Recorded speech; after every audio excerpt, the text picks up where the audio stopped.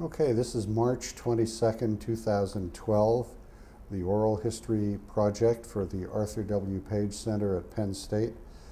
We are at the Grand Hyatt in New York and speaking with Ray Jordan, Vice President for Public Relations and Corporate Communications for Johnson & Johnson.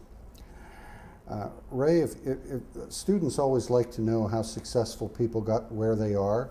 Could you give us a thumbnail of your career trajectory? The career trajectory, okay. I was afraid you were going to ask that question because I've had a colorful trajectory in the sense that I've had both, during my career, both a fascination with numbers and with words. And it was only over time that I actually started bringing those together in the public relations, public affairs area, and found that kind of the analytical work on the business side was actually helpful to being able to frame messages on behalf of an enterprise and to be able to focus on the messages. And also to some extent being able to drive the messages with senior leadership. So my route, given that, was that I had begun some work as a math major, didn't want to pursue finally a degree in mathematics, took a break and went back to a passion that I had, which was journalism.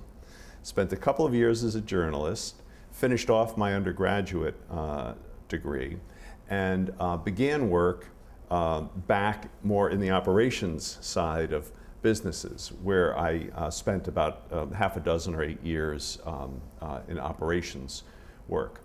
Worked for them in operations and increasingly missed the engagement with the media, with the press, with all the things that I had experienced earlier and that were more on the language than, let's say, the analytical side of the equation. So in a big company, I was able to gravitate my way into the public affairs organization. I did some policy research work and then migrated into more responsibilities in the classic communication area. So it took me a good 20 years to make my way over to the work that would then form the back half now of my career, which has been in public affairs. My move from Pfizer to Johnson & Johnson was quite a consistent move in terms of the responsibilities and the role I was playing, just in a very different type of organization.